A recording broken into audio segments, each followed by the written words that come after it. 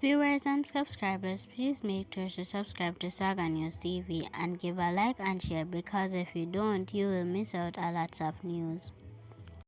A scent-catching music producer had gun-related charge laid against him following the seizure of a Careless 9mm pistol and 2 rounds of ammunition on Market Street in Montego Bay, St. James on Thursday, April 10. Charged with possession of a prohibited weapon and unauthorized possession of ammunition is 28 years old Shaquille Hudson of Friend Street in Spanish Town.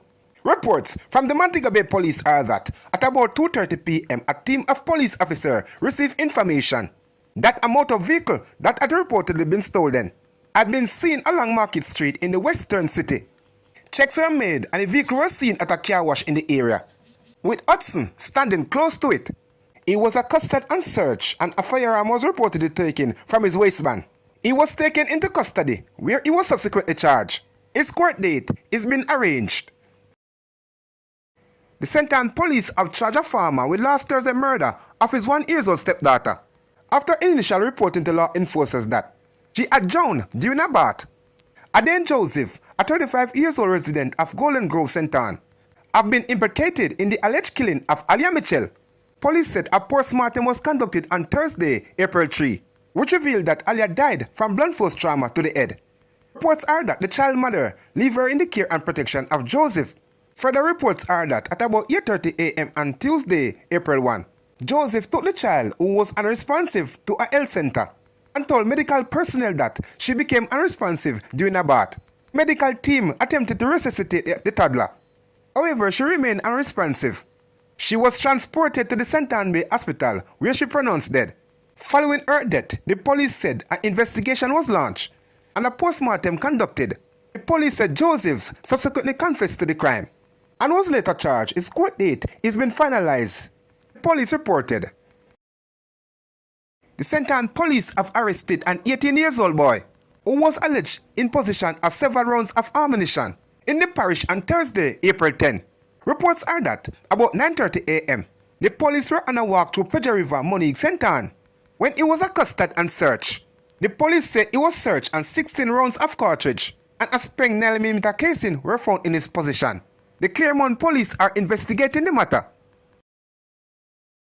The police are investigating the death of a man whose body was found in Demshire Pen, Spanish Town, St. Cat on Friday. The deceased has been identified as 23-year-old laborer Joy McDermott of Spanish Town, St. Catherine area. Passerby reportedly stumbled upon McDermott's body about 6:10 a.m. in the vicinity of the Demshire Pen Early Childhood Center.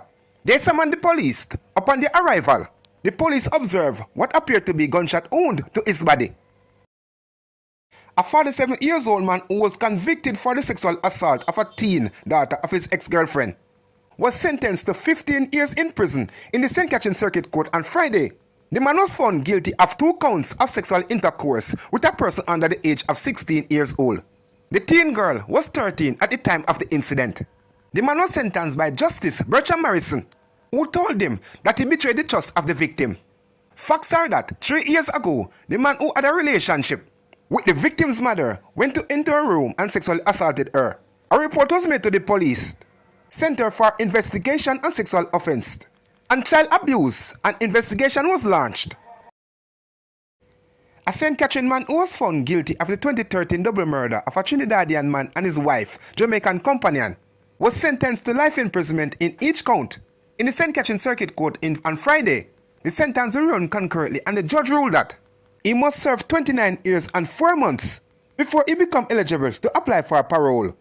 Andre Knight, 31, was found guilty in July 2023 of the October 2013 murder of 30-year-old Trinidadian Tyrone Fraser and 19-year-old Tanisha Bennett, whose body was found buried after they went missing. In handing down the sentence, Justice Bertram Morrison told the accused that he has shown no remorse and that he issued a premeditation violence, and the prevalence of the crime must be considered. He took time out to commend the police investigators into the matter. Had it not been for the keen observation of Detectives Inspector Ruben Gunn, this crime would gone unsolved, Justice Morrison said. Facts are that in October 2013, Foster and Bennett were traveling in Spanish Town, St. Catherine when they were abducted. About a week after, they were reported missing.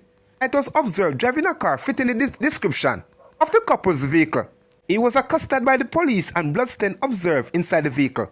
An investigation was launched, which resulted in his arrest and subsequently charged with 2 counts of murder. Dwight Parchment, the pickup driver whose vehicle collided with an unmarked service vehicle and left the head of the St. Elizabeth Police Superintendent College Minto hospitalized. For 4 days, plead guilty to careless driving, resulting in a collision on Friday. He was fined $80,000 or 2 months in prison when he appeared before presiding judge Alwyn Simmet at the Santa Cruz Courthouse on March 13 between 4:30 p.m. and 5 p.m. Minto was traveling in an unmarked service vehicle, a Mitsubishi Pajero on the Jacksgate Main Road in Newmarket when a Nissan pickup crashed into the front of the SUV. Minto was first admitted to the Black River Hospital before being transferred to the University Hospital of the West Indies. He was released from hospital 4 days after and returned to work on Monday, March 24. The judge reportedly told Parchment that even though the road was wet, he had a responsibility to be careful. The police in St. Elizabeth are mourning the sudden death of a colleague who was discovered unresponsive at his home on Thursday night. Death is Constable Romeo O of Wilton District in Guzman, or was attached to the Area 3 Highway Patrol Division. Reports are that around 7:40 he was found unresponsive at his home. He was assisted to the Black River Hospital where he was pronounced dead. The Jamaica Constabulary Force JCF is mourning the sudden passing of 28-year-old District Constable Jason Beckford, who was assigned to the Port Moran Police Station in St. Thomas. Beckford reportedly became ill and fainted on Tuesday evening. While in the Hampton Court area of the parish, he was rushed to the Princess Margaret Hospital where he was pronounced dead.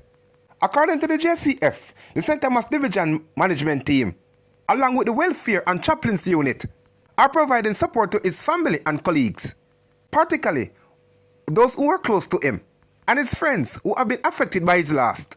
Members of the force are asked to keep Constable Beckford family and friend in their thought and prayers during the present challenging time.